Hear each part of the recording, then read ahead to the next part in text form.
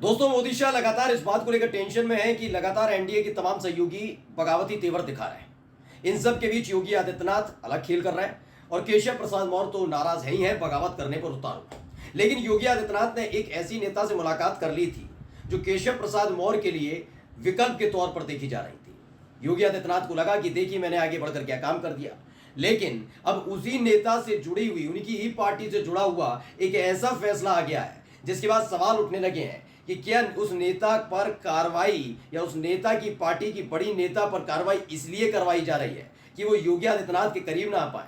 क्या इसलिए कराई जा रही है कि एनडीए का वो प्रमुख सहयोगी साथ छोड़कर ना चला जाए? जी हाँ, मैं बात कर रहा हूं अनुप्रिया पटेल की, मैं बात कर रहा हूं अपना दल की, मैं बात कर रहा हूं अपना दल कमेरावादी की, मैं बात कर रहा हूं पल्लवी पटेल की, और मैं बात कर रहा हूं उनकी मां कृष्णा पटेल की, जिनको लेकर एक बहुत बड़ी खबर निकलकर सामने आई है। नमस्कार, मैं हूं प्रज्वल गौतम और आप देख रहे हैं टाइम्स एक्सप्रेस। देखिए, सियासत में टाइमिंग बहुत जबरदस्त होनी चाहिए, मतलब हर चीज के एक मायने होते हैं। ये हुआ और उसी समय कुछ और हुआ तो कहा जाता है ये अभी क्यों हुआ, पहले क्यों नहीं हुआ।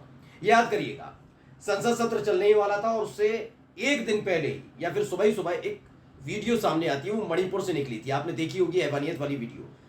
सब तो कह रहे थे कितना गलत है, लेकिन बीजेपी के नेता क्या कर रहे थे सोचिए। उस समय स्मृति ईरानी तक ने इसकी टाइमिंग पर सवाल खड़े कर दिए थे कि भाई ये अभी क्यों निकली है, जब संसद सत्र शुरू होने जा रहा उसकी सुबह ही क्यों वीडियो निकलकर सामने आई।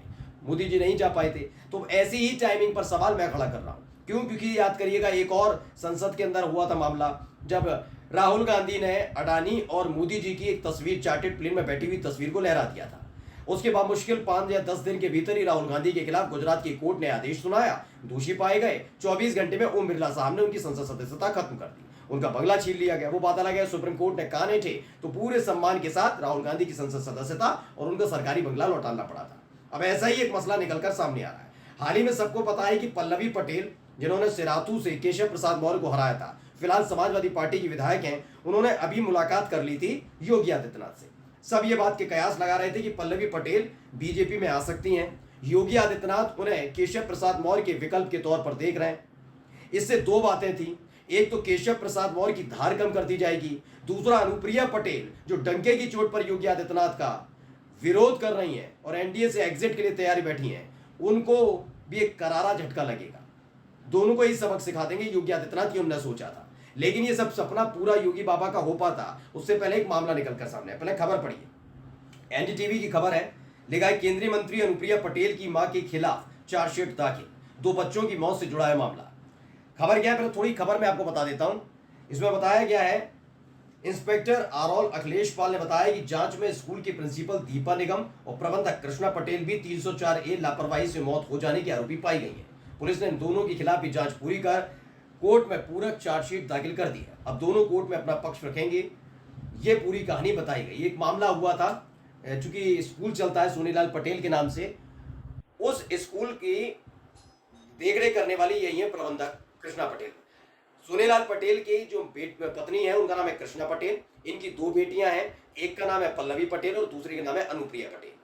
चूंकि दोनों के बीच पार्टी को लेकर विवाद हुआ पिता के निधन के बाद, तो अनुप्रिया पटेल की पार्टी हो गई अपना दल एस और अपना दल कमेरावादी के नाम से पल्लवी पटेल ने बना दिया। लेकिन मां किसके साथ है? पल्लवी पटेल के साथ। अब आप समझे, तो पल्लवी पटेल, अनुप्रिया पटेल पिछले कुछ दिनों से योगी आदित्यनाथ की बैठक से दरकिनार है, आ नहीं रही हैं। जो केशव प्रसाद मौर्य के लिए समर्थन कर रही हैं, केशव प्रसाद मौर्य पहले ही हल्ला बोले।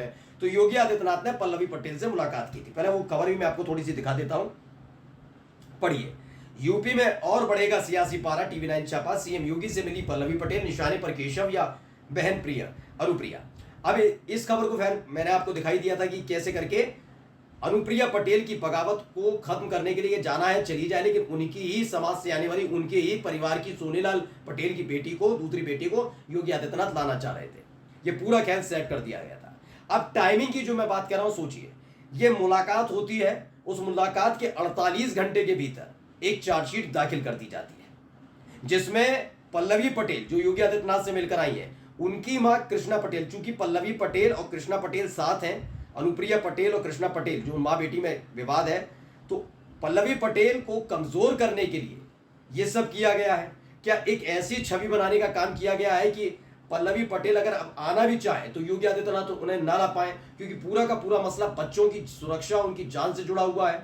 क्या उनकी छवि को धूमिल करके पल्लवी पटेल को बीजेपी और खासकर योगी आदित्यनाथ के करीब आने से रोका जा रहा है? क्या ये बढ़ती हुई जो ताकत योगी आदित्यनाथ की उसे थामने की कोशिश की जा रही है? सवाल ये है कि किसके इशारे पर यह किया जा रहा है। और मैं फिर उसी बात पर आता हूं, बात है टाइमिंग की। सियासत में हर खेल टाइमिंग का होता है। देखिए एनडीटीवी की जो खबर है उसी में पढ़िए क्या लिखा हुआ है। एनडीटीवी की जो खबर है उसमें लिखा है क्या है पूरा मामला। 8 फरवरी 2024 को दोपहर लगभग 3 बजे सरैया दस्तम खां गांव के पास doctor Sonilal Patel education centre के बच्चों को छोड़ घर जा रही ओमनी वैन खड़े ट्रक से टकरा गई थी, जिसमें 2 बच्चों यश तिवारी और निष्ठा की मौत हो गई थी। पुलिस ने यश तिवारी के पिता आलोक कुमार तिवारी की तहरीर पर अरौल थाने में 9 फरवरी 2024 को रिपोर्ट दर्ज की थी। यानी इसी साल फरवरी का यह मसला है।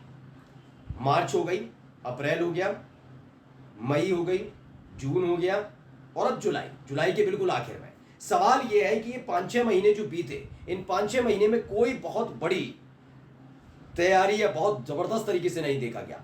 अचानक से इससे पहले ही जैसे ही मुलाकात हुई उसके 48 घंटे के भीतर ये चार्जशीट दाखिल कैसे हुई? अब मानकर चलिए परसेप्शन क्या है कि अगर पल्लवी पटेल आना चाहेंगी, मैं अभी पूरी चीजें दिखा रहा हूं। पल्लवी पटेल अगर योगी आदित्यनाथ के साथ आना चाहेंगी तो किसके लिए मुसीबत है? सबसे बड़ी अनुप्रिया पटेल नहीं रह पाएंगी एनडीए में, पहला। दूसरा, केशव प्रसाद मौर्य के लिए ठीक नहीं रहेगा, क्योंकि सिराथू से इन्हीं पल्लवी पटेल ने ओम प्रकाश राजभर को हराया।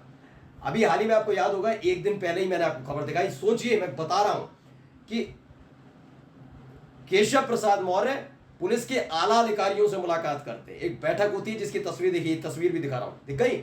यही तस्वीर मैं आपको दिखा रहा हूं। ये तस्वीर, वैसे योगी आदित्यनाथ का महकमा है गृह मंत्रालय, लेकिन केशव प्रसाद मौर्य मुलाकात करते हैं पुलिस के आला अधिकारियों से। और उसके थोड़ी देर बाद खबर आती है कि कृष्णा पटेल की जो मां है उनके खिलाफ चार्जशीट दाखिल कर दी है पुलिस ने। क्या ये अंदर खाने से एक दबाव बनाया जा रहा है योगी आदित्यनाथ पर, क्योंकि पल्लवी पटेल को लेकर असहज महसूस करेंगे केशव प्रसाद मौर्य सिर्फ इसलिए? क्या पल्लवी पटेल को दूर करने का प्लान बीजेपी के अंदर से ही तय किया गया? ये अचानक से कैसे हो गया? तीनों चीजें मैंने बता दी। एक मुलाकात पल्लवी पटेल से, फिर अचानक से पुलिस महानिदेशक के साथ मुलाकात प्रशांत कुमार के साथ, और थोड़ी देर बाद खबर आती है कि कृष्णा पटेल के खिलाफ चार्जशीट दाखिल। अब योगी आदित्यनाथ ऐसा तो नहीं चाहेंगे कि एक ऐसी नेता को अपनी पार्टी में शामिल कराएं अपने गुट में, जिनकी मां को के खिलाफ अभी अभी बच्चों की मौत से जुड़ा मसला है, क्योंकि बच्चों को लेकर बहुत सेंसिटिव मामला है, महिलाओं से जुड़ा बड़ा सेंसिटिव मामला होता है।